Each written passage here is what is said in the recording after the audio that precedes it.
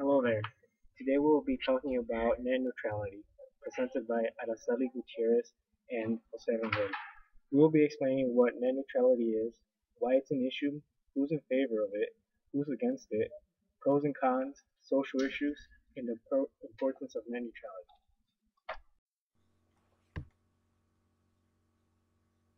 So, what is net neutrality? Net neutrality is the belief that there should be no restrictions on the internet that prevent users from having access to websites they wish to explore. The idea behind this is the principle of the Telecommunication Act that companies have enabled access to all sites without charging extra fees, having restrictions, and having a slower service. It's believed that as internet users, we have the right to see all content, use all applications, and all communications.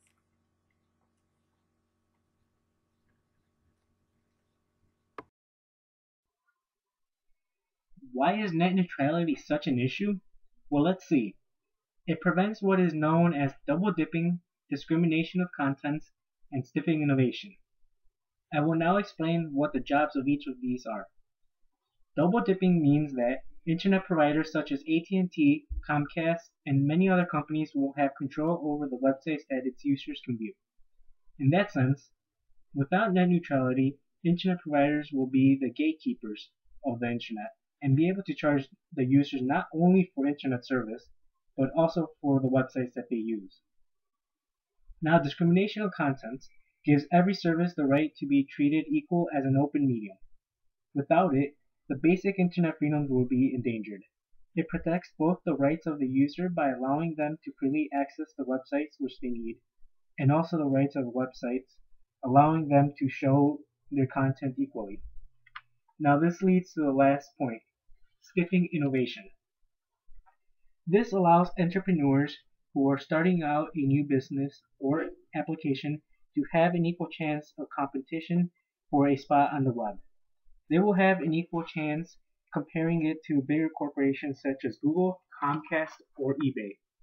Without this protection by net neutrality, the small business would be pushed out of the web without a chance to expand against the leading competitors.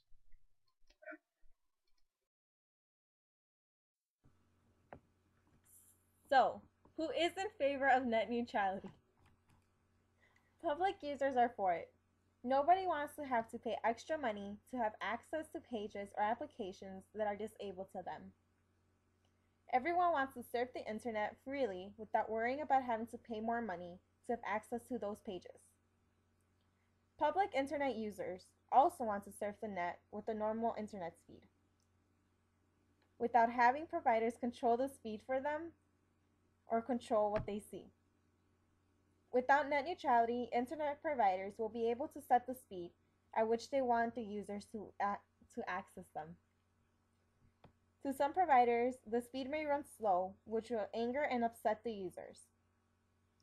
Application controllers would also be in favor, since they also don't want to have to pay the big companies more money in order to maintain giving users access to their applications.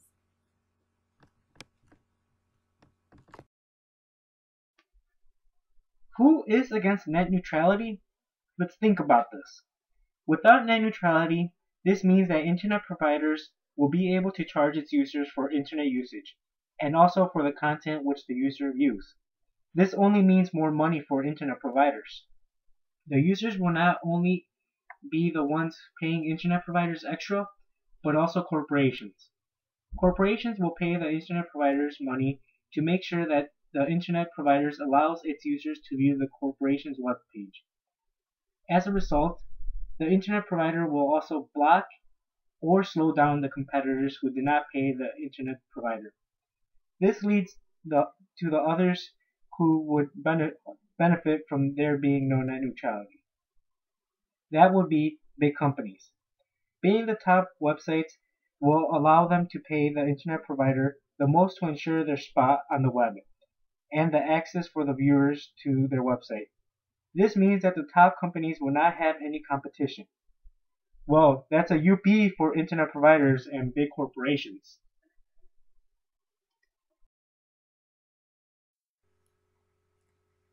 The The Telecommunication Act of 1996 gave all the internet providers equal opportunities to enable all users any websites.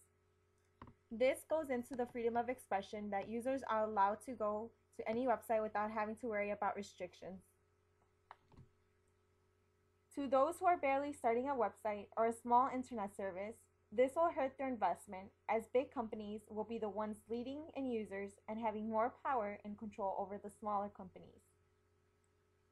It's our right that the First Amendment gave to us, and by restricting our access, we are being limited to those rights. It's still an ongoing issue today, as people from both sides still haven't come to an agreement.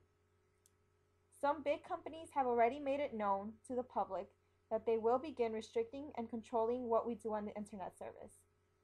This means that our internet service will run slower and that we won't have access to the same websites we used to without being charged extra for it.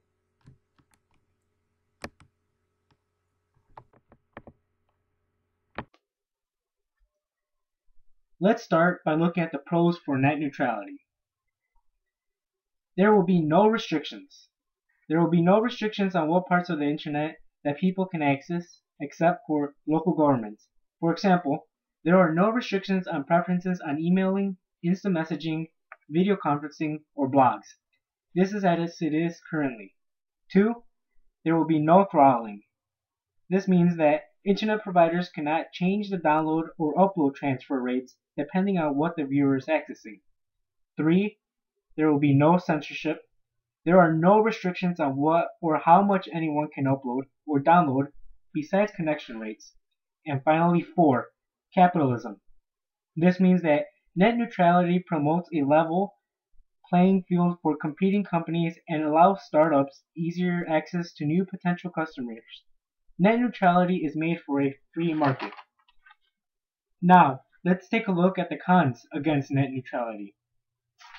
This includes 1. Restrictions and censorship. In addition to government, internet service providers can decide what parts of the internet people can access and what parts are blocked. For example, they can choose to block file transfers and even negative criticisms against themselves or other favoring companies or politicians. 2. Anti-competition. This means that internet providers can block or prevent access to their competitors' services or web pages. Thus, restrictions against competition. 3. Throttling. Internet service providers can decide which services have better transfer rates. An example would be Google's Gmail would be fast and Microsoft Hotmail would be slow. This depends on how much the companies pay internet providers. 4. Money. Internet providers can charge heavy internet users more since they use the internet more. And finally, 5. Monitoring. Internet service providers can monitor everything that their customers do on the internet and sell or use this information as they choose. So what is the importance of net neutrality? Net neutrality protects our rights as internet users. We are given the right to access all sites and applications as we decide. By people trying to do otherwise, they are limiting our rights that were also given to us in the First Amendment of the freedom of speech. It is important to fight for our rights that were originally given to us. Thank you.